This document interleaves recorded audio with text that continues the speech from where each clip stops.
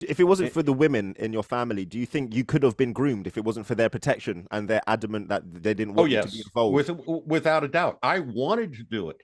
Wow. Without a doubt. Wow. That's powerful. Without a doubt. I wanted to become a Mason. All right, guys, can you all hear me well? Yeah. Yes. I just want to say thank you so much. We're in different time zones today. I'm in London. The sisters, Mandy and Angie, they're in Birmingham. And Billy, could you introduce yourself one more time and tell us where you're from, please? Billy Gillies, and I am from St. Louis, Missouri, in the United Incredible. States. What's the Nice. time So there? we're about 6 hours apart difference. Nice Okay. to see you again, Billy. Welcome back. The part one was amazing. We've had some fantastic feedback. Wonderful. Let's see what you've got today. I don't know if Alex is going to be on. I've tried ringing him, but I know he was doing a show yesterday, so I assume he's en route home or something. So anyway, we'll see if we can catch up with him with us later. Well, it's good. We can carry on with the conversation as from last. Okay. And then when if Alex comes in, then he can join the conversation. But yes, I'm Mandy. And I'm Angie. And we're known as the Magna Carta Sisters. And I am Aaron Indigo, and I just go by Indigo. My name originally was Aaron Miller, but I decided to change my surname because of understanding the power of our names and slavery, actually, for me, knowing that my ancestors would have had that name put on them, you know, a working trade. And I just want to say, Billy, I watched your first interview with the sisters. I wasn't able to actually participate. So I'm so excited to be alive with you today. And just thank you for your vulnerability and your honesty, first of all, you know, deeply shocking the stories you're telling us, but also just confirming everything that I've already known and understood. The idea that, for instance, the brother Masons would always care for each other. And if someone new came, they would collectively go and burn that person's shop down, for instance, like just so, you know, just deeply shocking. And I hope today maybe there's some more that you could share. I know that you might be able to share the screen at some point as well and just like go through some of the kind of memorabilia or kind of the stuff that is involved, so that I think it's important for people to realize there's so much symbology out there on the streets as well, that once you understand it and you see it, then you can be aware of it when you start seeing the compasses everywhere and all of this stuff. So I hope today, brother, we can maybe just extend this conversation about your life and what it's been like. You know, the one central theme that we started on the last time was the Masons, for the most part, try to put on a front of being a good Christian, helpful organization. Okay. And a lot of the membership, until you reach the higher degrees, will believe that, especially all the way up to the 33rd degree. Once you reach the 33rd degree, then you start figuring out the magic behind the curtain. Okay. You know, it's like you'll find the wizard behind the curtain. Okay. And it's a magician's trick. And to prove that they're magicians, okay, you'll see some of the regalia here that I am going to show you right now. And first of all, you have the apron, okay, that everyone wears. But then you have the top hat. What does that top hat remind you of? A magician. What are they pulling rabbits out of? The white gloves, okay, that a magician would wear. All right. The documents keeper with the lock on it. Okay. Of course, they have a Bible. Okay.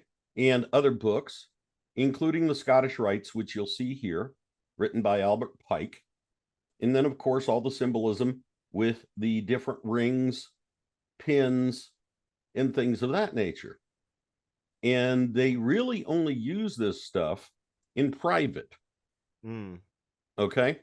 And so is there a reason it's blue? Because from what I've seen, a lot of the aprons are white. Is that because they're in the Blue Lodge, the first three orders? Exactly. You'll see white ones, you'll see red ones, you'll see blue ones, you'll see gold ones. Okay. But that's because of many different chapters. All right. Now, the magician's trick is to hide all this in plain sight.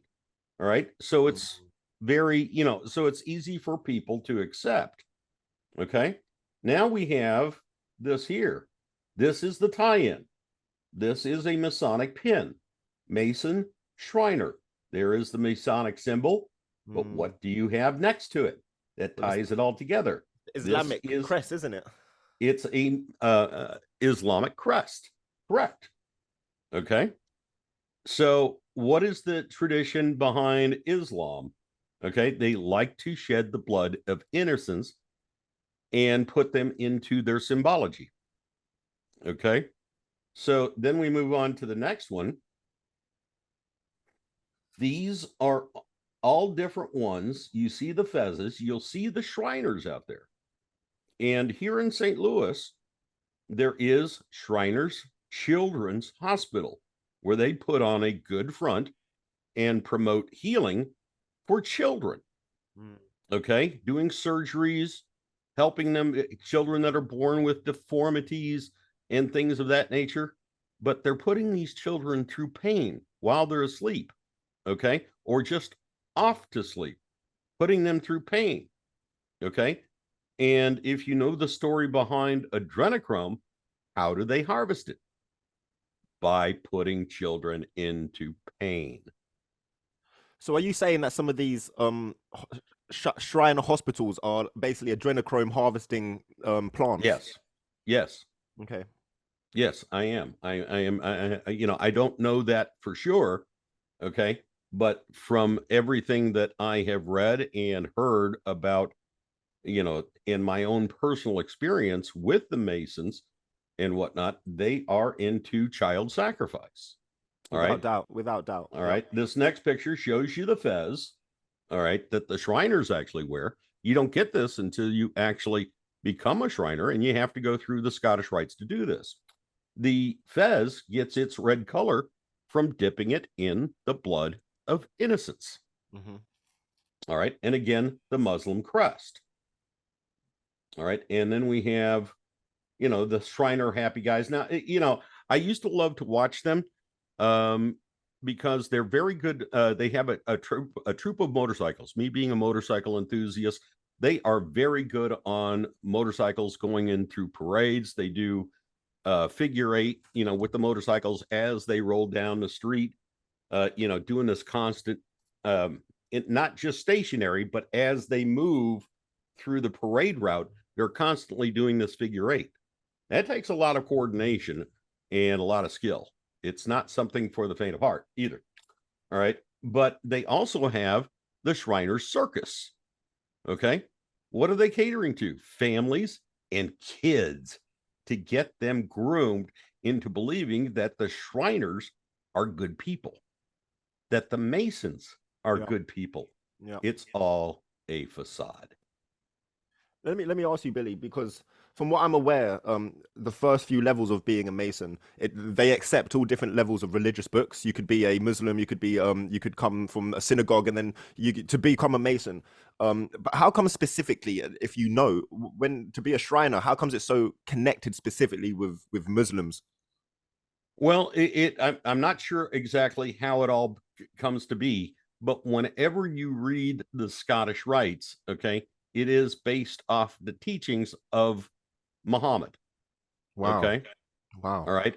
Infidels will be killed. Okay.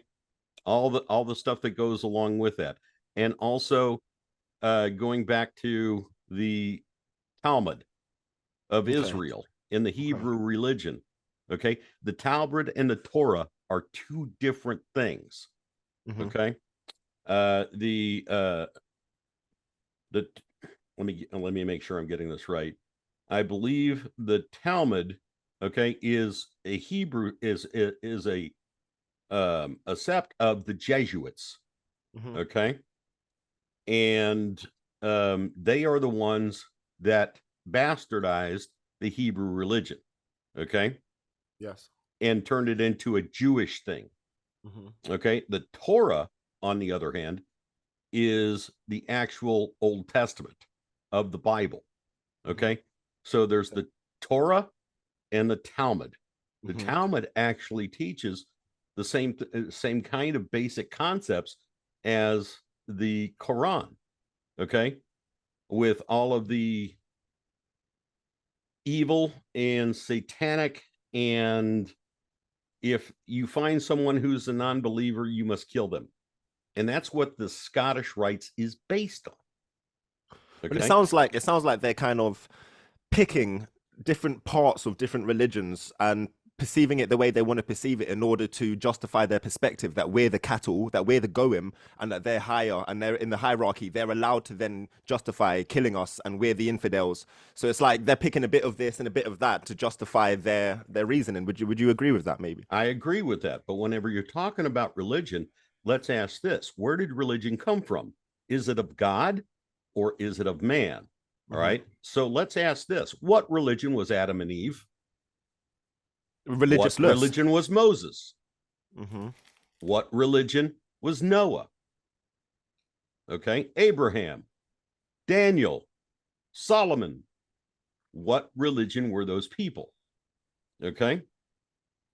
We have been separated by religion by man's doctrination, not by God's. Mm-hmm. Okay. Mm-hmm. And the religious texts over the years have been edited by man. Okay. So what is really out there? We know 66 books of the Bible, correct? But the most complete Bible out there has 777 books. Wow. Okay. It's the Ethiopian Bible. All right. There is so much history, and so it would be like finding scrolls from Atlantis. Wow. Okay. So many truths that are out there, but it was edited down to 66 Wow. by Constantine. Okay. And so that's where the King James Version came from. All right. And the 1599 Bible and Bible and the 1611 Bible. Okay. From the years 1599 and 1611. You can find them. Okay. But then it was very hard to read because it was translated, okay, from Hebrew, Aramaic, and Greek into English. Yes. Yeah. Yeah. Okay. So when was the last time anybody from the outside world actually looked at the original text from Aramaic, Greek, and Hebrew? Okay. Never. Never. They are locked up in the Vatican, and every request to go in and actually look at the original text and retranslate everything has been denied. It is only accessible by papal decree and only by Vatican scholars. What are they trying to hide? The truth. Because religion, not Christianity, not spirituality, religion, of course, is big business. Well, it's a weapon. It's a money operating machine. Now, I can go back into this a little bit more. All right. Family members of mine who were Masons, okay, were also high up in the Church of Jesus Christ of Latter-day Saints. Okay. One of my ancestors, Billy, and all these names as well over the centuries, all these different, it seems to be they're made up as time goes on, and then they'll bring out something else and something else and something else. But but you look at the translations of the Bible today. Okay. The New International Version, the list can go on and on and on of the different translations, but they're all based off the same thing, the King James Version. They just watered it down to make it more palatable to read for the masses. It's all been dumbed down. It's all been watered down. So you said your family was part of this church, you were saying? Church of Jesus Christ of Latter-day Saints, the Mormons. Okay. For short. Okay. One of my very distant cousins, all right, by the name of Angie Gillies, married a man named James Parker. Okay. and the Parker family moved out to Utah and were very high up in the Church of Jesus Christ of Latter-day Saints. Okay. They had a son. All right. In fact, a big family. But the one most famous one that everybody will know when I mention who he is, okay, changed his name because he took on a persona that was based on a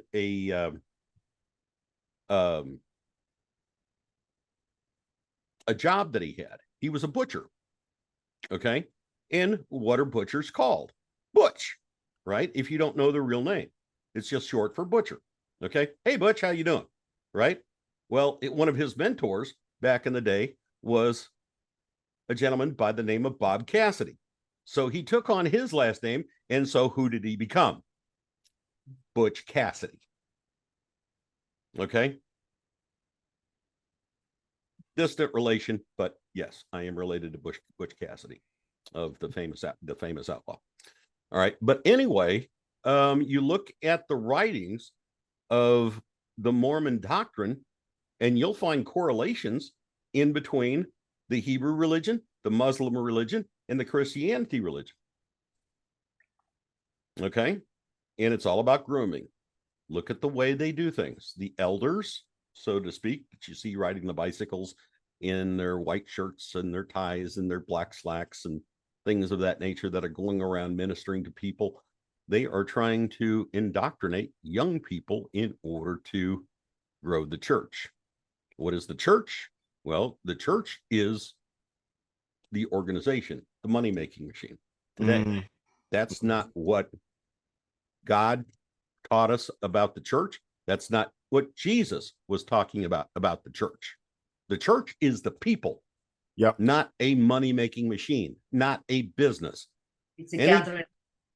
Any church out there, okay, quote unquote church, that is a nonprofit registered 501c3, okay, is under the control of the federal government, the cabal.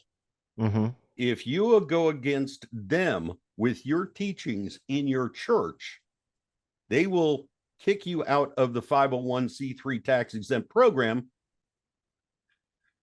and start taxing you because they figure you are a menace to society. So think about that one for a moment. Any church that considers themselves a nonprofit that has a 501c3 is part of the cabal. It's a money-making machine. Would that be the same then, Billy? Because there's so many non-profit organisations, housing associations, and all sorts of businesses. So all it means is they don't pay tax, as you just pointed out. Exactly. So, like, let's name a few, shall we? The Red Cross. Yeah. The United Way. Planned Parenthood. Wow. Okay. And what do? They all coordinate together in order to help the children.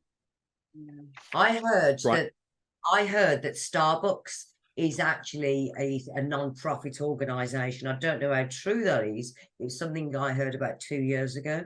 That I don't know. I cannot comment on. Starbucks is definitely deeply satanic, though. That's for sure. Oh yeah, I will say that. Yes, but whether they're a nonprofit or a 501c3, I have no idea. But you look at all of the different big conglomerate churches that are out there, okay, that have the television programs and things of that nature, okay. You have different ministries. Joel Osteen with Lakewood Church down in Houston, okay. You look at all the Popoff and Billy Graham, just to name a few, okay. All right. And I go back to one song that kind of puts it's a funny song. It's done by a comedian artist by the name of Ray Stevens. Okay. Mm. And the song is Would Jesus Wear a Rolex? Mm-hmm. Okay. All right. So would he wear a pinky ring? Okay. Would he drive a fancy car? Mm-hmm. Okay. Would his wife be clothed in furs and diamonds? Would his dressing room have a star? Okay. There's just one thing I'd like to know. Would Jesus wear a Rolex on his television show? While asking you for 10 with 10,000 on his arm. Think about that one for a moment. Well, there's think about on that, Billy. You says it all, doesn't it? Yeah, I mean, you can look up the song, Ray Stevens, Would Jesus Wear a Rolex? Okay.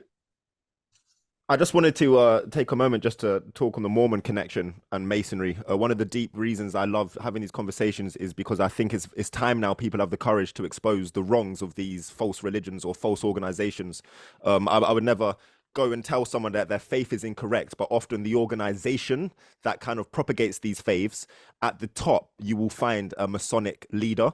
As I've been talking a lot about a man called Charles Taze Russell, the founder of the like Kingdom Hall basically, and Jehovah's Witnesses and stuff like that. And I've been going on the streets of London speaking to these people that stand on the streets propagating their religion, and they all basically, and I'll literally pull out the books from the conventions from 1913 where the Bible study students are saying that Charles Taze Russell is a 33-degree Freemason. I'll show them the pyramid with the Knights Templar stuff on it where he was buried, and they're very ignorant, Billy. They tell me stuff like, "Oh, I think he was talking about Masonry more in a metaphorical way, saying we need to build our faith with blocks of and it's ridiculous. And to me, it's mass MK Ultra. Actually, they're broken psyche." And I just wanted to mention here. So this is a book that me, Angie, and Mandy love, Unmasking Freemasonry. I don't know if you can just about see it. Yeah, it's just by, it's just a little, It's a with bit, the yeah, green it's because screen, of my it green can't- screen. You can't really see it, Yeah. but it's by a man called Selwyn Stevens, and we definitely recommend everyone have a look at it. Also, research his videos on YouTube, Selwyn Stevens Unmasking Freemasonry. I think I saw you mention it in the last video. Very important that we all interpretate in our own way the bolt cutting prayer, because it's surprising how Masonry is literally in every single person's bloodline. I would believe it's like a parasite on the planet, and everyone to some extent, I believe at this point is going to be affected by it. But just quickly to mention the Mormon connection, I just wanted to read a tiny section. So it says on page 26, the Mormon connection: it is no coincidence that Masonic oaths and penalties, often word for word, are found in Mormon temples and ceremonies. I have heard Mormons claim that Freemasons must have stolen their ceremonies. Actually, the opposite is true. Joseph Smith Jr. and his brother Harim were both Freemasons for some time. Actually, the first 5 prophets of the Latter-day Saints Church were also Masons. I'll leave it at that. I think it's very important for people to realize the reason that I try and expose these things is because, like you just said, they go out and they look for vulnerable people. They look for people that want to find true Jesus or God, the people that really do want to find the light of Christ within them. And in a very satanic, dark way, they manipulate them, and they take their energy and their life force and their chi, and then they break them into the point where I can only assume, and maybe we can speak about what you know about what people are required to do in order to advance. They turn these men into savages and animals, to the point where, they're standing there hoodwinked. They've got their left nipple exposed to prove that they're a man. They have to have their ankle shown. They have to have a knife to their throat. They basically, and I know, Mandy, you remember when we was reading the books and we realized that the different levels they get, the first level, the second level, they're actually putting a spell on different organs in their body without realizing it. That bit was shocking, Aaron, because they don't even realize these low levels. They're actually putting curses on their own family. Yeah. And it said on that video that incredible man done. I'd love to be able to contact him, by the way, and maybe come in on this conversation at a later date. But basically, they could tell the level of like disabilities within a family or illnesses as to what level the Freemason was. who was the head of. So they're putting curses on their family, hence the bolt cutter, which is incredibly powerful, by the way. And so their families, they're not allowed to speak about it. So where do they come from? When they must be saying or chanting things, because obviously they do things in threes on these magic spells. So what are they thinking when they're standing there? And they must be saying it 3 times, or maybe I don't know, in a ceremony. Then when they climb the ladders and they go up, do they all have to stand there and chant something for this? But what they're doing is they're harming their own families, and that's despicable. That is despicable. Exactly. Yes. And what it seems like they're doing, Mandy, is this is what shocks me. It's just can't. But that's why I can't accept anyone, even if they're just a first degree Mason and they believe they're charitable. From what I've understood from my research, even the very first degree, there's a level of embarrassment that the man would have to go through in some kind of ritual, and they would also have to, like, they're allowed to believe that all religious books are of equal stature, and it just blows me away. It's like what kind of man or what kind of person does this in order to hope, win a bit more money for their company, because that's what they believe at first. Money, Aaron, and that's it. All right. So to go along with that, one of the major symbols behind Freemasonry is the beehive. Okay. Why the beehive? Well, let me read this. The beehive is emblematic of the Masonic Lodge and industriousness of Freemason. Okay. With its ancient roots, as many of the symbols represented in speculative masonry, before it was incorporated into the rituals of our fraternity, bees and beehives meant different things to various cultures. Okay. You can find them in ancient Egyptian cultures. You can find them in Peruvian culture. You can find them in Indian culture. Okay. But what you're looking at is why bees do what they do and why the beehive. Okay. Well, whenever you start out as a newborn bee in your hive, you are tasked with taking care of the younger bees, the larvae, the pupae. Okay. Until they hatch themselves. Once you graduate up from there, then you are charged to take care of the beehive, to actually build honeycombs for the new pupae and larvae so that they can continue on. And then as you advance, you become a worker drone to bring in the nectar from the clover or flowers or whatnot in order to feed the hive, to produce the honey. All right. And then later on in life, maybe if you get lucky enough, okay, then you get to meet up with the queen and do your little dirty deed to propagate everything again. All right. And then you die. Okay. So think about that mentality. That's the entire thing, is that you're working for the queen. Yeah. Okay. You're working for somebody else. You're nothing but a drone that is designed to work for the greater good of the hive. Okay. And ultimately the ruler of that hive. Wow. Sounds familiar. I mean, you'll find it in Masonic symbology everywhere. The beehive. They've got the old coins as well with bees, haven't they? Very ancient coins. Yes, very much so. Guys, just while we're on this topic, I just wanted to round it up by just showing, I've turned my screen off, so hopefully you can see this a bit better now. Everyone will see it. Can you see how this person is dressed? So he's hoodwinked and he's got his leg exposed. His nipple. Yeah. Yep. So I'm gonna read just a bit about that for everyone, so they can just, it's really important. I think people actually know what these people are doing at their meetings at nighttime. So first of all, it says hoodwinked or blindfolded, and it's also important to say that this is a candidate that is being prepared for initiation just to the first degree. Okay, we're not talking about 33-degree babies in the back of the van. We're just talking about first degrees, just on his first meeting. So the candidate prepared for initiation. Would you like to see your husband, father, or son like this? So they're hoodwinked and blindfolded. A 6-foot cable or noose is put around their neck. A dagger is pressed against the naked left breast.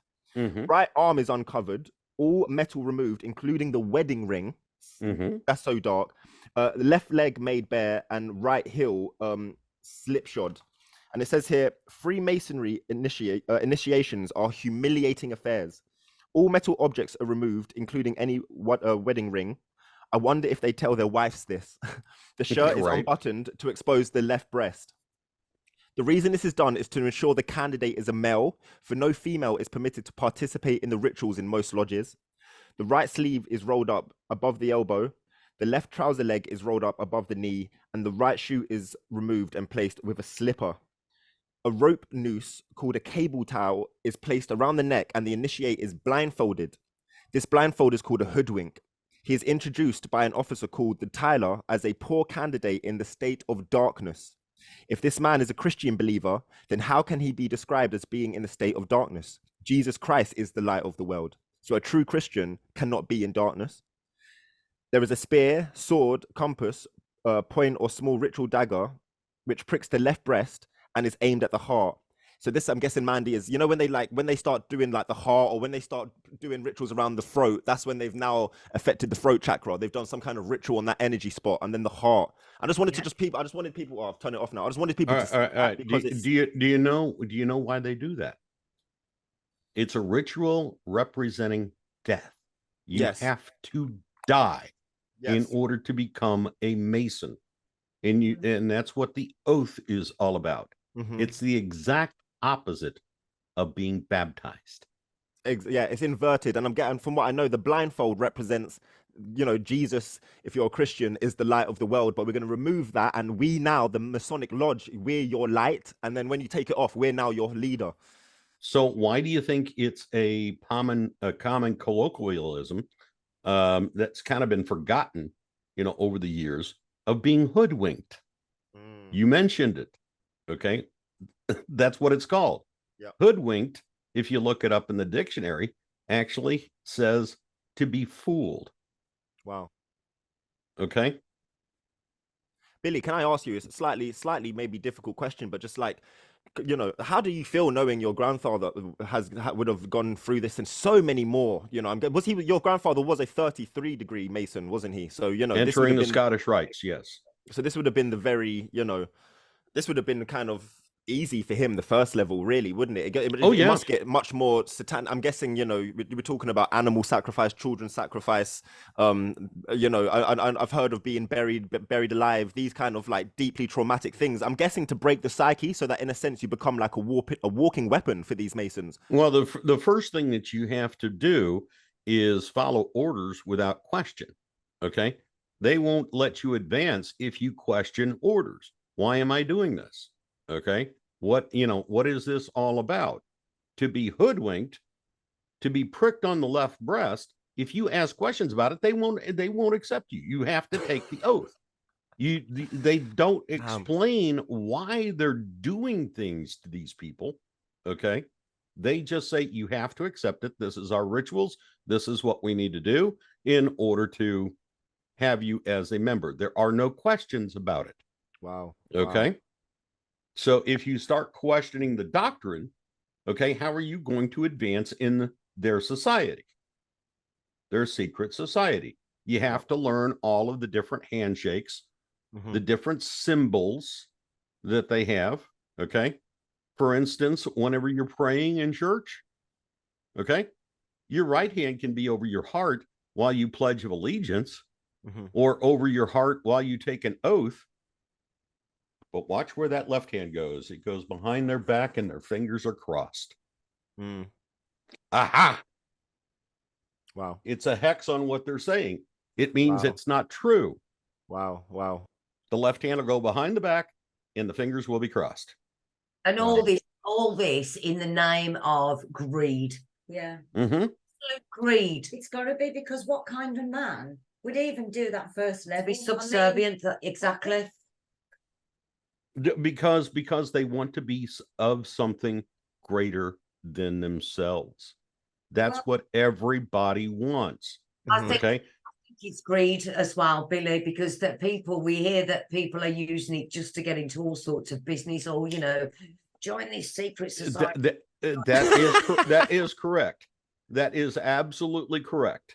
All right, because people will tell them, if you have these connections, all right, in the Masonry, you can get into this. They'll give you low interest loans for your business. They will do anything and everything in order to groom you, or to make them, make you believe that they are there for your best interest. Wow. Okay. So, But there's a couple of different types of greed too. Okay. There's monetary greed, yes, but there's ego greed as well. Yeah. Okay. Feed that ego. Yeah. And they just must have a sense of, from my perspective and my faith, I know that every human being, every particle on this planet, we're all inseparable. We are all one in a sense, in that, and so they must believe that it's okay to shit on your fellow man, or it's okay to like have secrets so that you can progress and your fellow man doesn't. And it also makes you realize, when you realize how much rituals are taking place, anyone that's truly successful, I have to question how they got to that level of success. Well, that's because let me throw in another correlation of how you can basically understand things. Have you ever heard of a role-playing game called Dungeons and Dragons? I've heard Okay. of, yeah. Okay. It's a role-playing game. Okay. And your character has a certain persona. Okay. There is lawful good. Okay. Chaotic good, neutral, chaotic evil, and lawful evil. Okay. Those are the personas that you are presented with, and you have to choose, but you have to be strict about how you apply your personality. Okay. I would consider the Masons, especially when they get into the higher rankings, to be lawful evil. Okay. They have to follow the law, but they will use the law in order to do their evil deeds. Okay. Yeah, so for example, yes. All right. I'll one of the big things in the headlines that I saw here recently is squatters' rights. Okay. And how a squatter out in California can take over someone's home that they have, for sale or something like that. If nobody's living in there, they can break into that home and actually take over the home as a squatter. Okay. The law will not do anything about it because there's actually laws for squatters. Yes, that happened to me. I lost a property through squatters. So yes, it's here in England as well. But you know what? Why not take that, all these buildings and everything, they belong to the people, don't they? So why don't we all go and squat somewhere as a big... We can. We really can. But there is the moral difference in between lawful good and lawful evil. We sit here and we try to work within the law, okay, to do good, all right, when they're trying to do evil. We have a moral compass that tugs at our heartstrings, saying it, and it goes back to the Magna Carta: do no harm. Okay. They don't believe in that. Lawful evil doesn't believe in doing no harm. I think, like you said on the last show, Billy, it's like they hand-pick people as well. And Alex said as well, you can't just go in.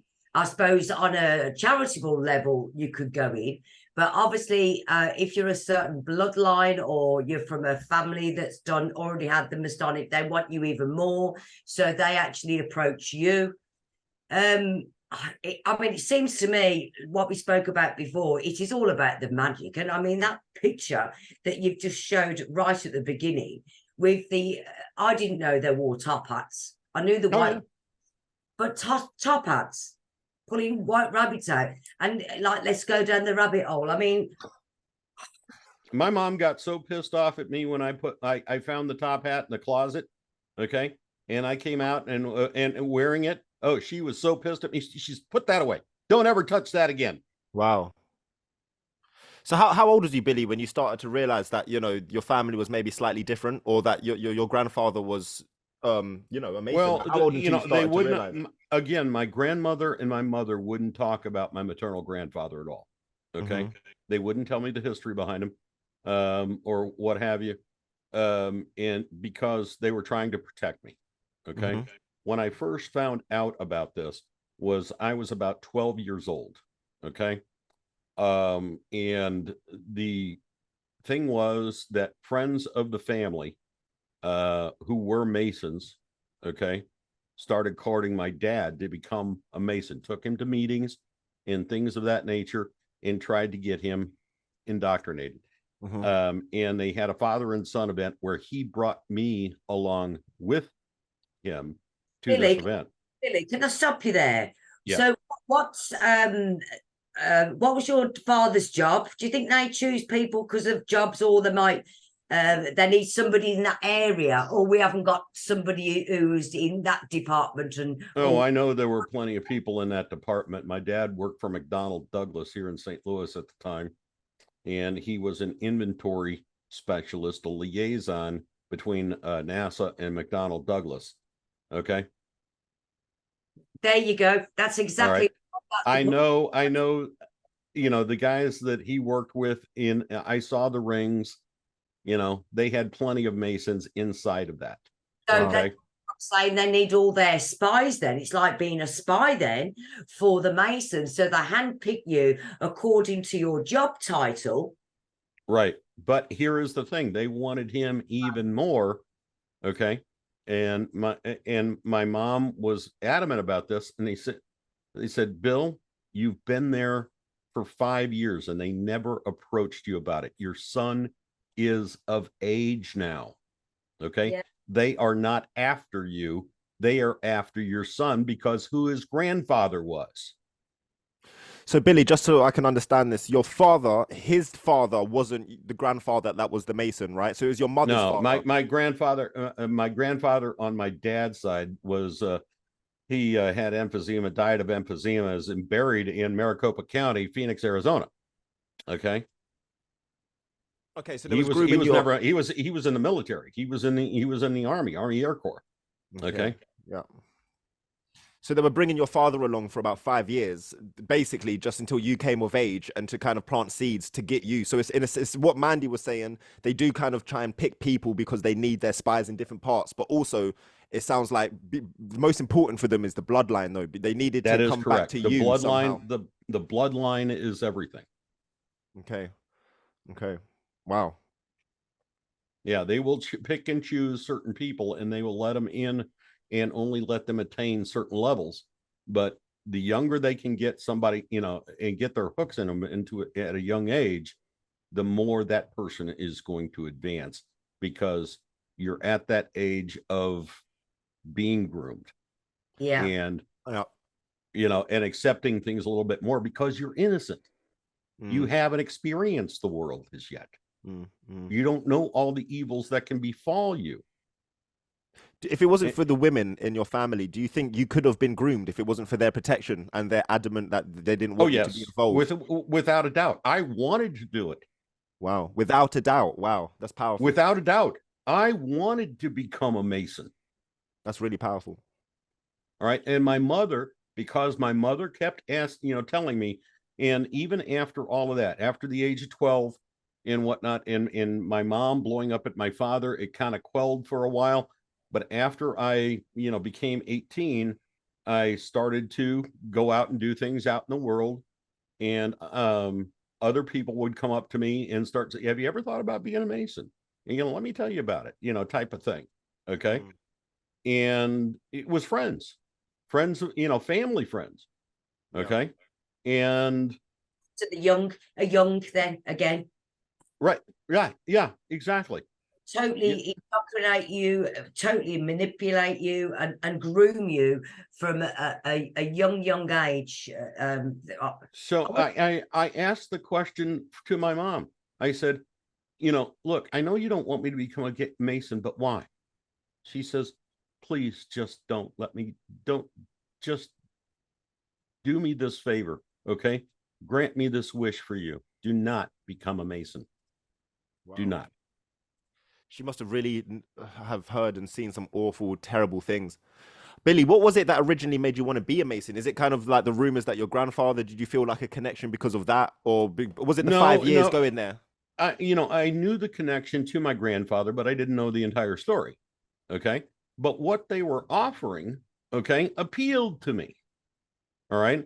They said, look, you can go here and you can work in the hospital, and we're doing great things with children at the Shriners Hospital here in St. Louis.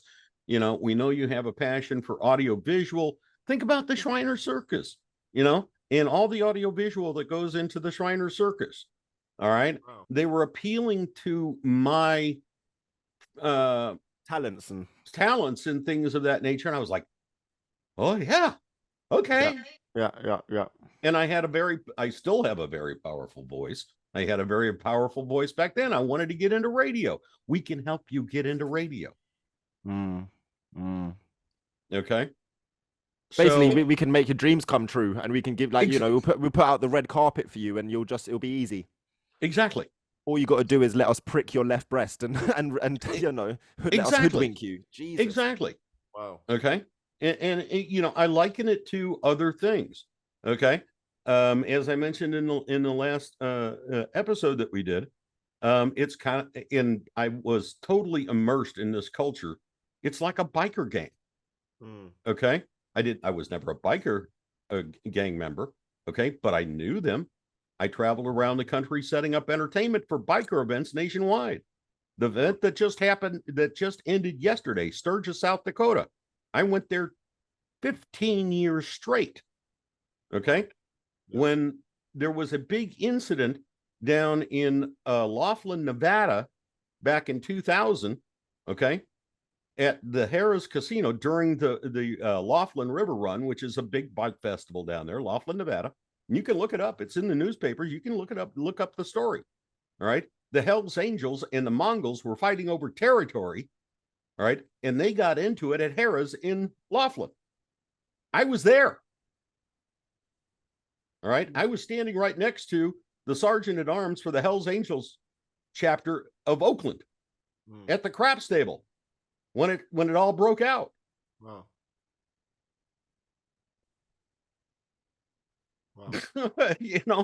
And so I know biker gangs. I knew members of the Hells Angels. I knew members of the Outlaws, the Banditos, the Pagans, and the list can go on and on and on and on and on. But I knew their culture. I had to work within their culture. The people that were there, because of what we did, the employees of the company that I worked for, okay, had to know their culture. Because if we didn't, we could get into really, really deep doo-doo. Okay. We had to, it was all about respect. Okay. Let me explain a little bit further. The client that I was working for at the time was RJ Reynolds Tobacco Company. Henceforth, NASCAR with the Winston brand, and Camel with the biker, a Camel brand with the biker stuff. Okay. This is all, you can look it up. Okay. It was all true.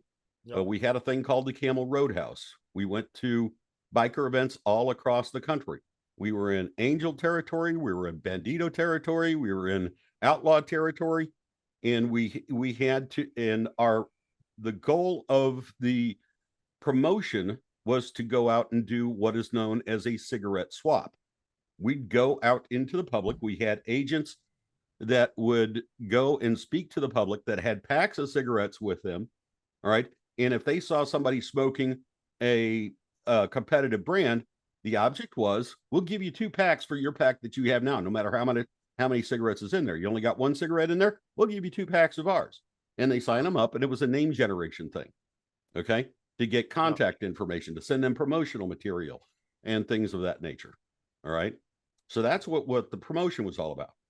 Well, they needed something a little bit more.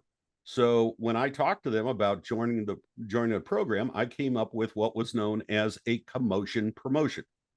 Okay. My idea. I create a commotion, gather a lot of people in with music, bands, setting up things with beer tub girls and food and things of that nature, bring it all together create a commotion, create a party, and therefore you can do your promotion. Mm-hmm. That's what it was all about. All right. Okay. So we had to learn how to deal with the gangs. Okay. And going into certain areas at these events, because if you stepped out of line just a little bit, okay, and they did not know you, they would physically harm you. Okay. Maybe not kill you, but physically harm you. For example, one of the agents, she knew the rules and everything else, but one of the biggest things that you don't want to do is if you see a lot of bikes parked in a certain area that belong to a certain gang, you don't go into that area. Okay. Unless you're invited to come into that area. All right. And even our agents weren't invited to come into the area because they didn't want anything to happen to the bikes. Well, one of the agents crossed over the line. Oh, we had to go and bail the agent out. Luckily, it was her, a female, so it was a little bit easier. If it had been a male, they probably would have beat him up on the spot. Wow. And you spoke the last time as well about talking about the biker gangs and everything, Billy. Mm-hmm. They're actually a big part of the Masons as well. So I think, I don't know, it's like a bullying tactic when you just... Oh yeah, exactly. Okay, I mean they don't have as many rituals as the actual Masons do, but it's the same concept. You start off as a prospect, okay, and then you slowly build up through the ranks. You have what is known as your vest or your jacket, which is everything to you, because it identifies you to other gang members of who you are and what your role is in the gang at that time. And you'll wear a patch that says prospect, okay?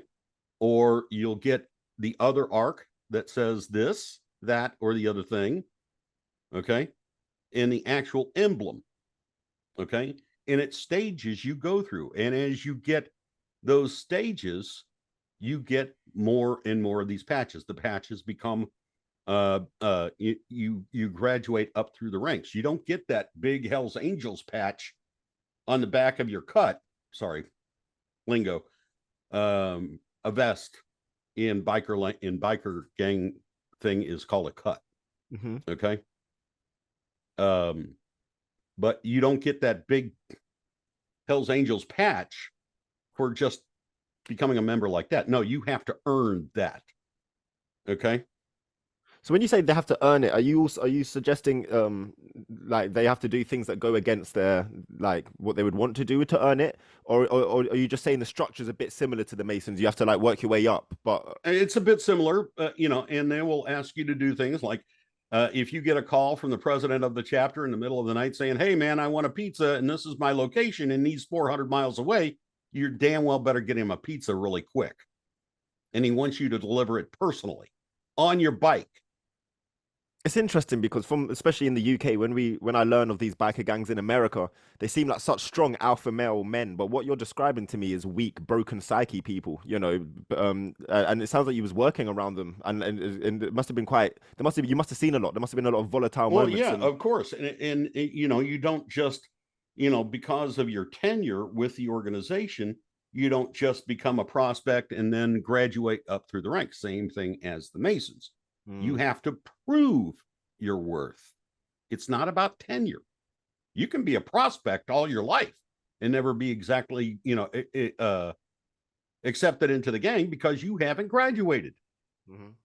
You haven't done what was needed to do in order to become a full-fledged member. Mm-hmm. Mm-hmm. You're not allowed in certain areas. You're not allowed to do certain things. You're basically a butt boy. Same thing with the beehive mentality. You take care of the youngers, okay, first. Then you start building more honeycombs, more hives. Then you get to go out and collect the nectar. Then you get to come back and boink the queen. Billy, this obviously this mentality, which is crazy to me. These have got to be. You're right, Aaron. These are broken people. that's obviously been broken from a young age that so desperately want to be part of something. Right. To prove themselves, but they always go for the vulnerable anyway. Right, exactly. But so does the church. But yeah, So do Catholics. So do Jehovah's Witnesses. So do the Mormons. So do, any religion out there. They're trying to get their hooks into the young people as fast as they possibly can. No matter what religion, what gang, what organization, it's the same thing. It's the beehive mentality. So they've worked on every, every area possible. To the indoctrination, obviously, we know that it starts in the schools, really, and the schools. Well, look, you mentioned the schools. Think about the Greek societies in colleges. What do they do to become a member of a sorority or a fraternity? What do you have to do? Same thing. I think you're right, Mandy. There's some kind of like innate feeling in all humans to, in Buddhism, we call it a sangha, like you want to be in a community of people that believe the same kind of things that you do. But it sounds with these kind of people, especially in the Masons, it's like you just said, they're so desperate to be a part of something, or maybe they're so deeply insecure and they feel so deeply insignificant because of the spirituality or the religion that they currently have, that they feel, I need to have someone help me up the ladder, or I really love that I'm part of something now because my family didn't love me, but now I've got this man who's saying like, I love you, brother, come to the secret meetings. And really it's that's why it's so dangerous, because it's these Masons, it's very parasitic, isn't it? They're looking, and the Jehovah's Witnesses, they're looking for people that are just so desperate for love and community, and then they turn them into walking weapons. Like you said, if you can get someone to drop a pizza to you 400 miles at a click of a finger, is that a true divine masculine man, or is that a broken person, desperate for attention and love? Yeah, exactly. I mean, we can go even farther than that. I mentioned the Greek societies, the fraternities and the sororities and whatnot, but let's go back into the high school. Yeah. Okay. You got the cliques. You have the jocks. You have the mean girls. You have the burnouts. You have the nerds. Okay. Yeah. And you think about that for just a moment. What do you have to do to be a nerd? Okay. What do you have to do to be a jock? What do you have to do to be a mean girl? What do you have to do to be a burnout? Okay. And you're accepted by your deeds into those cliques. Yeah. It is. It's in lots of walks of society, isn't it? If you think about it. I don't know. The thought of probably me just following anyone, it's just no. You follow your own heart. So these people there's something else. It isn't. Well, guys, I think we can't forget the magic that's involved as well. I do think there is a certain sense of, there are spells and rituals that where you do become like spiritually hoodwinked as well. Like if you karmically allow someone to blindfold you, and then you might be doing it out of ignorance on the first few levels, but you've already now put spells on your different organs, your different family members. It said in the book, didn't it? It said like there's a lot of suicide tendencies within the bloodline of families whose fathers or uncles are Masons, or like anorexia, bulimia, things that are like so common. I was like, oh wow, like a lot of the problems on this planet, even the cancers, what if it is because of the deep Masonic spells that our ancestors have done to us now, so that they could be a bit better? I want you to think about one other institution, the military. Yeah. How much hazing and how much stuff goes on whenever you're a basic recruit in boot training? You're so correct. You're so correct. In boot camp. Okay. They're wanting to break you to become part of the beehive. Okay. So correct. To break all individuality. I talk about this often. There's only two ways in the West that men really have the initiation to go to a boy to a man, and that's either joining a gang, and then like, you know, suddenly you become a man if you kill someone, or you walk around with a knife or on a gun suddenly. And that's kind of how a lot of boys, especially in America and stuff, they turn into men overnight by joining a gang. The other initiation is the military. A boy goes into the military, comes out a man, but it's not a true divine sacred man. It's a broken weapon. And it's because we've lost through our history, in more like Oriental cultures or Asian cultures or Native American cultures, they would often actually take a young teenager and like leave him in the forest for a night, and like he would go through the initiation. But this is through like natural laws. It's not like a false initiation like a gang or military. You become a man, and then you sever your connection to your parents, and you realize that you stand alone in all of these things, and that's how you develop a true strong spiritual man. But these cults have kind of took that ritualistic situation and, like you said, become hoodwinked and made you a broken man instead of like a truly complete, and woman, you know. But yeah, Exactly. But here's the thing, over the course and period of time, if you look at it, what has happened? Our parents have been, you know, the parents of today are much more distracted than they were 50 years ago or 100 years ago. Okay. Because of all the media out there. All right. And all of the sports that are out there, all of the different magazines, television shows, movies, social clubs, and now social media. Okay. And parents really don't know how to raise their children. They don't. Okay. They set them in front of a TV or give them a video game to play in order to shut them up, to be a babysitter for them. But what are they giving them in order to play? You know, well, this one's boring to me anymore. I don't want to play it. This one, you know, this one's too childish for me. I don't want to play it. So they go out and they buy them a game that they really want, but they don't preview the game, such as Grand Theft Auto, one of the hugest game franchises out there. Okay. What are you teaching the kid to do? Steal cars. Okay. Be a pimp by having hookers work for you.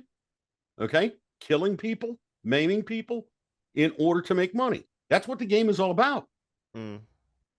I remember when the game came out, I'm the generation where it, you know, the PlayStation came out and I was the first to try it. And when the game came out, I was in primary school. So I would have been about 11 years old. And I went to a sleepover to a guy's house. I remember his name was George. And we all went to his house. And his mum was exactly that mother you just explained, Billy. You know, too tired to be able to kind of really deeply care about the content which her child is watching. She's busy, because life is hard nowadays, you know. And so she let us play Grand Theft Auto all night. And I'll tell you this, Billy, my mind was never the same again. Every game felt flat and boring. When you don't want to play Mario Supercarts when at 11 years old I can shoot a prostitute in the head and run around and take her money. And it's the fact that you can do anything you want in that game as well. But it's all done by design, and we know this. Look at like the protocols of the Wise Men of Zion, or these kind of ideologies that have been created to basically take away the father from the house, but also to just completely destroy the family units. So basically the state and the government become the parents. And then when the state and government are all Masonic, and then you know about the adrenochrome, we are deeply heading down a dangerous path. The more that we don't, it's like I say to people, for instance, if I had a child, and I don't have any children, Billy, but if I had a child, they wouldn't go to school. At this point, the schooling is just too satanic for me at this point, you know, with the way that they're trying to confuse the genders. That they want children to learn about masturbation at 9 years old. They only teach them a very sliver of religion. I wouldn't put my child in school. But so many parents now, they can't afford not to put their child in school, because to them, unfortunately, it's child care. It's not. It is. It's not education anymore. No, it's childcare. That's all it is. Yeah, it's all it is. And even when I was going to school, okay, you know, I was part of a student council, all right, and brought before the principal and the superintendent of the school district, okay, and you know, they asked pointed questions, and I was very open and honest with my answers, while everybody else, you know, in the student council was sitting there. Well, I don't know. I don't know what to think. I don't know. Everything's great, okay. And I chimed in and I said, I look at the education system today and I see conveyor belt education. You don't care. You're not teaching people anything. No. Okay. You're not teaching people to be prepared for what comes next. You're just feeding them the information, seeing if they get a good grade or not, and then passing them on down the line. How many kids today get held back in school because they didn't learn the lessons of the previous grade? Yeah. Okay. Yeah. All right. It's conveyor belt education. That's what it is. It totally is, and it's just to make us have an imbalance from the left and right brain, so that they're just filling us with things that don't actually, like you said, give us the, like, imagine sitting in school learning about the Magna Carta, common law, you know, like things that actually empower us, like learning about the birth certificate forgery, the trust, like it's all of these things that are just so deeply important. But of course, then they want slaves, and this is what I think is really important. I want people to take away from this. We are living on a slave planet. It's a planet designed to keep us entrapped in the smaller ego, and people that are running the show are these weak, pathetic, broken people that need gangs around them at all times. They need rituals in order to do things that we could do in prayer because we have God with us. Yeah, right. But they need these dark satanic rituals in order just to try and be better than us. Right. And people don't understand the power of prayer, or the power of being respectful, or the power of being grateful for what you have. Okay. People are always looking for that next fix. Yeah. Okay. And it's kind of like a junkie, right? You know, you're always looking for that next fix. Yeah. Well, why not be comfortable where you are in your life right now and be grateful for what you have, and God will provide you enough. Okay. Yes. And if you see an opportunity that God lays before you to increase your value or your worth in this world, accept it, but also be mindful, is it from God or is it from Satan? Yes. Because Satan will make it look like it's from God. Okay. I found that out the hard way. Yeah. Is it too good to be true? Often for me, God is the hardest fucking path. It's the path which, because it's hard work, blood, sweat, and tears in order for us to chase our dreams. You know, if anything's like just come here and the red carpet's laid out for you. Yeah, you have to question, why is it so easy? And like, am I shitting on someone else? Is this fair? If like, I'll be willing to take this opportunity, but is it fair if I take this? Or is someone going to suffer? Are they going to have to cut the head off loads of people for me to take this role? And that's, you know, if people literally, just like you said, Billy, were grateful for what they currently have, then no, there wouldn't be many Masonic meetings, would there? Because there's people that are deeply ungrateful and unhappy with what they have. And so they feel that they need to acquire more. And that's the key thing. There are more people who are unhappy and not grateful for what they have right now than anything else in the world. Everybody's trying to get the next thing. Go ahead. Sorry, Billy. But going back to what we spoke in the last show, where Alex mentioned that spirits then. So when they're doing these satanic rituals, these Freemason rituals, entities can actually enter the body. So hence these people are now, like you picked up on it, Aaron, are taken over now. So it in the end, it's not even them. So they totally lose themselves because of the evil path that they're choosing. And then, I mean, I can only see karma for these people. Because Can anyone say zombie apocalypse? Yeah. We're living in it. But entities like walking's coming in. So obviously this is why these people have got no empathy. Yeah. Because obviously if they're tasked to do such evil things, then they're becoming more evil and they're losing the true light of God then. And then they're allowing the evil entities to come in and just completely take over. Hence, that's why we get these people with no empathy, you know, in these organizations, no feelings. And you think, how is that possible? But it's possible if entities take over. Well, it's not just in the corporate structure, it's also in our family units. You see our own parents, mother and father, you know, mothers and fathers of children having no empathy whatsoever. Okay. And, you know, it's like, okay, the child's going to do what the child's going to do, and we're just going to have to deal with it down the road. But right now, I've got to get back to my fantasy football team. You know, the other day I watched that film. I wasn't keen on watching this film, but I thought I'm going to force myself to watch it because I want to see what it's about, and it was the new Barbie film. You watched it? And it's not the kind of thing that I would have normally watched, Of but course not. I watched it on purpose just to see, you know, what it was about.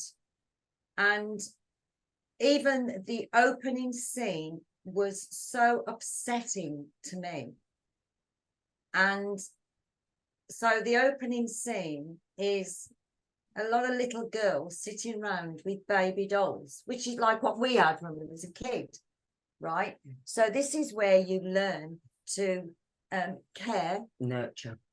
to care for your baby doll, to care for babies, yeah? And these little girls were sitting around and they were, you know, caring for them and cuddling them and putting them in their high chair and feeding them.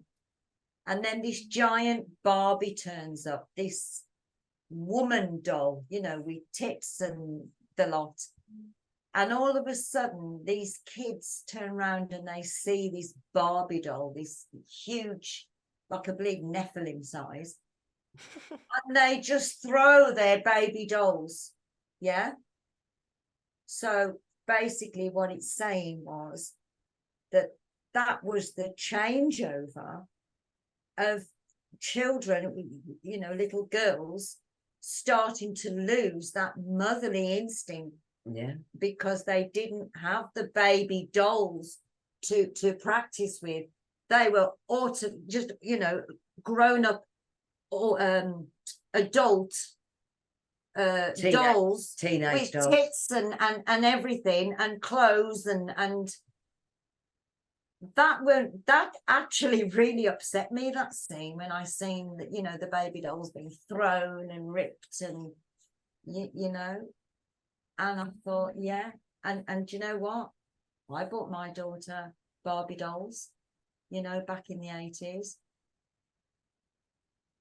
It did affect me actually watching it, but I seen it through. I mean, on the surface, it's a crap film, but if you look deeper into it, there's so much in there.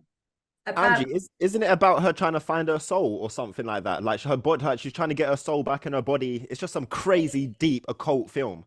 yeah, it is, but I mean, it just brought it home then when Billy was talking about, you know, the motherly thing has gone. You know, I mean, when, you know, when we were kids, both our parents worked, but most parents worked back then, Yeah. didn't they? Yeah. And we were kind of left to our own devices, which it didn't do us any harm, basically. Well, that's the whole thing, isn't it? You know, we've been so taught now that we need two incomes for the household, and they purposely made it that way. Of All course. right. So that the mother would not be around with the children as much. Okay. And then what do? Okay. The corporations band together, all right, and promote a satanic thought or a satanic way of being. All right. And that is, I have a fly, and I think it's from the cabal. Okay. Because it's trying to interrupt my train of thought here. Okay, you can see it on my, it was just on my shoulder right there. I think it's a drone. All right. But anyway, all right. So what are a lot of these corporations doing? They are promoting the transgender ideology. Okay. You know, equity and inclusion, but they are also promoting abortion. Okay. And a woman's right to choose.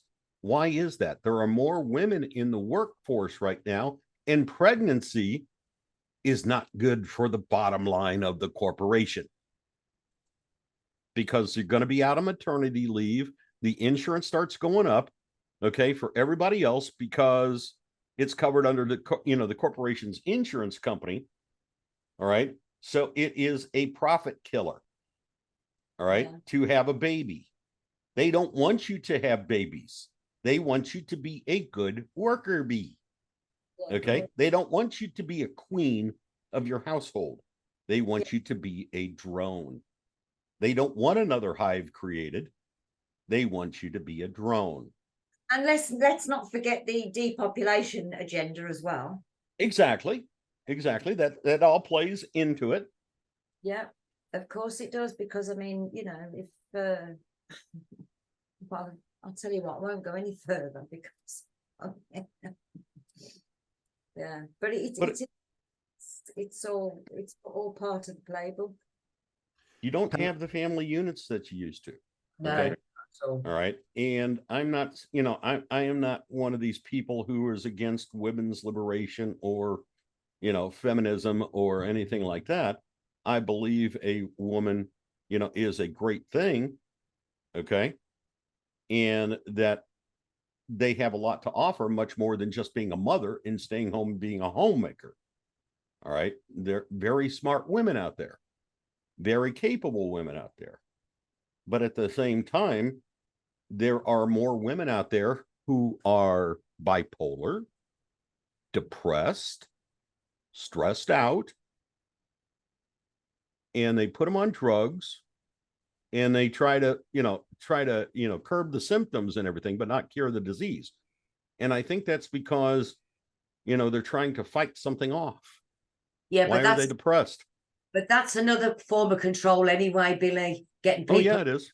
Depressions, because that's another way of controlling us anyway. And then that's another way where the system can take the children off the mother who is on the antidepressants. So, take women out there. Yeah, again, it's all Exactly.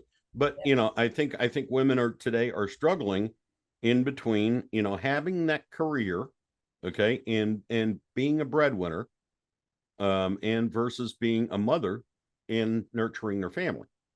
But there's a lot of women out there, Billy, who want to just stay home with their kids, and the government intervene, and especially if they're single parents, the government won't have it. They've got them on the phone constantly, hounding them to go for appointments, do this, do that. And even when they get jobs, they're still in control of the money and the situation, because the control mechanism now is begetting beyond a joke. Yeah, I agree wholeheartedly. Yeah. I think women have it a lot harder today than men do. Really, I do.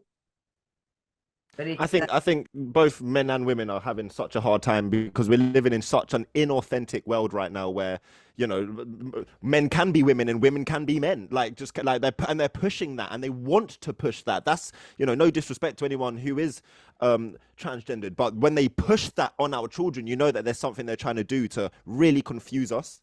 Without going too deep into it, I would say personally, for me, the whole feminist movement, everything like that, it kind of created.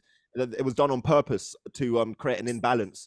For me, the women, for me, I'm honest, the woman's role is to protect the man spiritually. The man's role is to protect the woman physically. Of course, you can swap and change that. But when they really try to push a woman to be the breadwinner, and Jordan Peterson talks about this. Of course, everyone should be equal, and women should have the right to equal opportunity and stuff.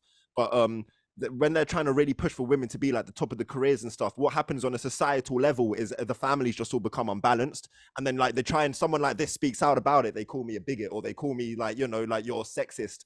And I think people need to be brave enough to just say what's in their heart. And it's you're right. And what Manny just said blew me away. They imbalance the woman, and then they put them on all these pills, and then the woman's no longer mentally stable. And so what do? Through the birth certificate forgery, something we're working on now, aren't we? They're coming in and taking all of these children, and then it goes into the adrenochrome world, and it gets really, really dark. I was just aware that we've been speaking for about an hour and a half, so I didn't want this to run too long, because I want to make sure that it's always quite snappy. I'll let Mandy and Angie ask you a final question, but I was wondering if I could ask you a question, Billy. Sure. How do you have any tips for anyone that is suspicious of an uncle or grandfather, or that they may have problems within their family, within their health, within their relationships because of spells that someone has done? Do you have any tips for anyone that's going through basically, Masonic problems? Well, first of all, you want to do a prayer. Mm-hmm. Okay. And that comes down to, and let me see if I can find it here real quick. And what this is something that Angie and Mandy shared with me. While you're searching for that, I'll just quickly read Yes. this. This is on page 103 of the Unmasking Freemasonry book, and it's a prayer for the release of Freemasons and their descendants. And it's That's what I was actually looking for.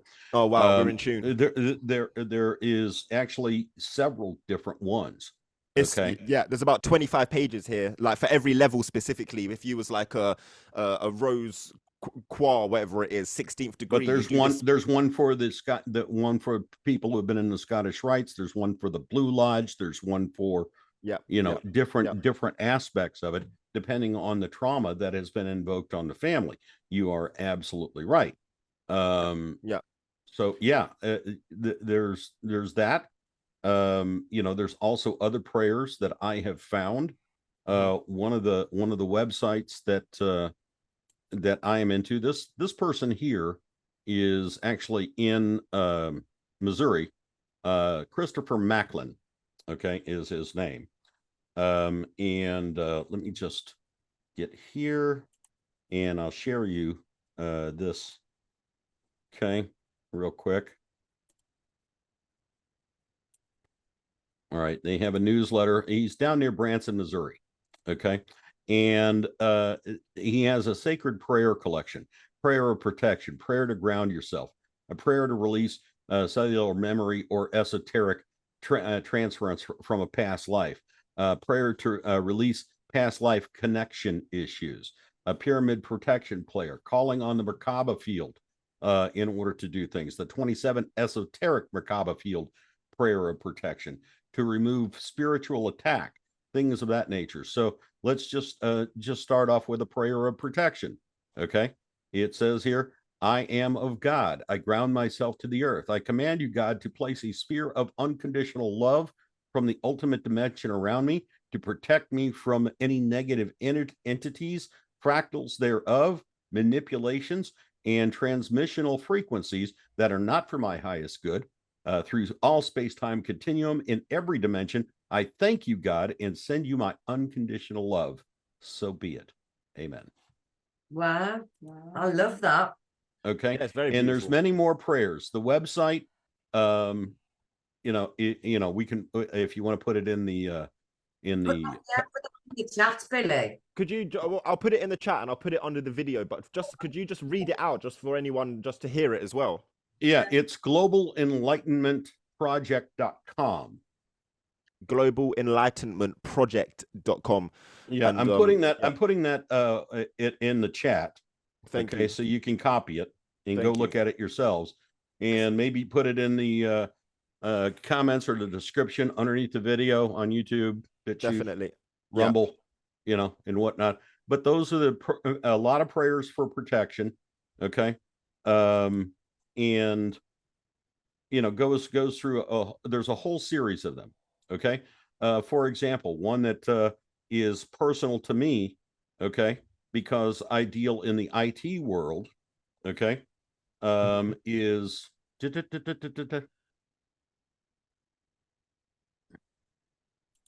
here we go. A prayer to remove radionic manipulations from computer and electronic equipment. Wow. Okay. I am of God. I ground myself to the earth. I command you, God, to remove all the radionics manipulation from this computer that is not for my highest good. Through all space-time continuum in every dimension, I bring all the people involved in this manipulation, no matter how remote, in every dimension before you, God, for justice in only the way that you know how. I release them to you with unconditional love and forgiveness. Thank you, God, and I send you my unconditional love. So be it. Amen. Brilliant. Billy, you're one of my favorite. You're one of my favorite Christians, man. I love you. This is amazing. And it's like there's so much out there that can be taught and done with, and whatnot.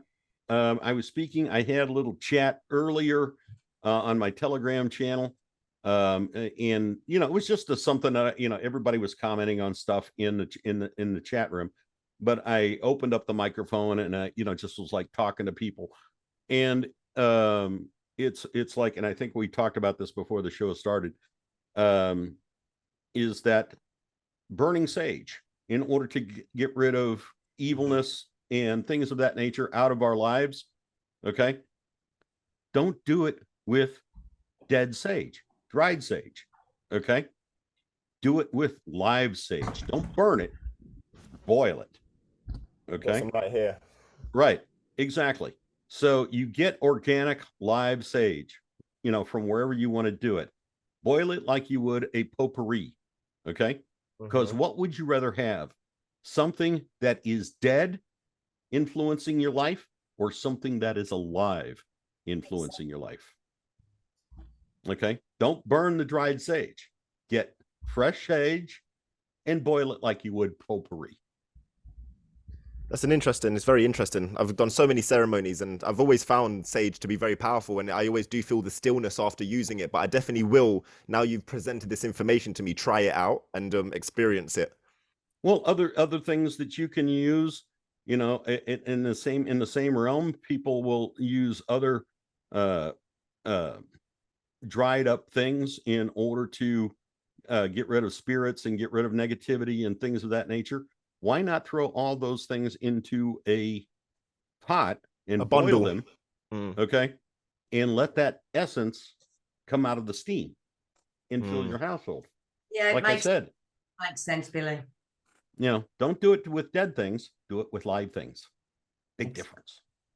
But I think Billy, because obviously, as Aaron pointed out, it's been just over an hour and a half now doing this one, and obviously Alex hasn't come on the show. It might be that you know, we could maybe do another session with Alex. Let's see how it pans out with Alex. But it's been incredible today again, Billy. It always is with you. You're a good friend of ours, and we do love you and appreciate you. The same as you, Aaron. We love you and appreciate you as well. 100%. And I want to urge people out there, if, like Aaron said about the bolt cutter, you know, there's things that we can do. But if you've just got yourself into a situation and found out it's not for you, just know this: there is help out there, there is prayers out there, and there is people that you can turn to outside. Contact us on our show, leave some comments in. Maybe you would want to be a whistleblower and come on, and we could make a continuous show of this with Billy and Aaron, and like a regular thing if anyone needs help. So, reach out. You know, definitely reach out. You know, it's like, I'm not afraid of talking to anybody about anything. You know, and it's like, if somebody needs help with something, you know, we'll find the time, we'll do it. Okay. Either through, you know, Telegram, or through another social media, phone call, through Zoom, like we're doing now. Okay. You can find me, Andy, on the Magna Carta 1215 Article 61 on Telegram. And Billy, can you just tell us your channel on? It's V.O. Gillies, V Victor Oscar Gillies, Gillies, hyphen humble servant of Christ, and that's on Telegram. Bless you. Aaron, can you tell us the viewers your contact details? Of course. So to find me on either Telegram or YouTube or Instagram, it's the word Indigo Child together with 2 O's. So INDIGOOCHILD. But I think maybe we could put all the you know, all those links below the video. Those prayers. I mean, I'm also on Twitter, V.O. Gillies. Okay. I'm also on Truth Social. Okay. V.O. Gillies. So, you know, And anyway, you guys I just wanted to say, me.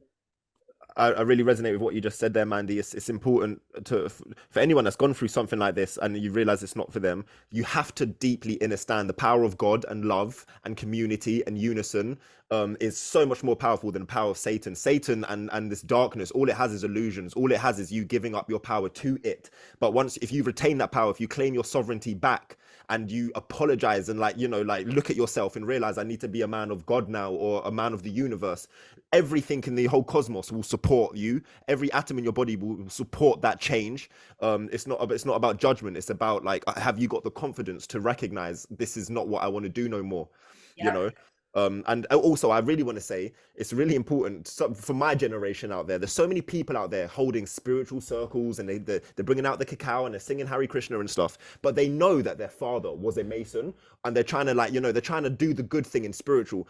And I'm here to say boldly, your spiritual work will not work until you renounce that Masonic spell that has gone on in your family. And don't start opening spiritual circles. Don't start healing people if you know that you've come from a Masonic bloodline, because you don't actually realize the danger you're doing. You have to, in order to start healing people and stepping into your true shamanic self or your spiritual self, if you want to start doing psychic surgery, all of these different things, please look at your own bloodline and recognize who your family have been and like renounce that, because it's really, I'm starting to see a lot of people that I personally know have Masonic family members going out and leading these spiritual circles, and from the knowledge and the conversation that we've spoke about, it's dangerous. It's dangerous because you've got spells attached to you, entities attached to you. So hence the prayer. Really pray on that. Yeah, you're right. Anyway, sure. it's been really incredible today. Yeah. And thanks everyone and viewers for watching. And like we said earlier, reach out if you want to tell us your story. We're here with open arms, full Thank of you love. so much, guys. I love you Right. both. And I'll leave you with a poem real quick. Please. All right. What made us friends in the long ago when we first met? Well, I think I know. The best in me and the best in you hailed each other because they knew that forever and ever since life began, our coming together was part of God's plan. Oh, that's beautiful. On that note, Beautiful. Thank you. Beautiful. Thank you, guys. see you soon. See you soon.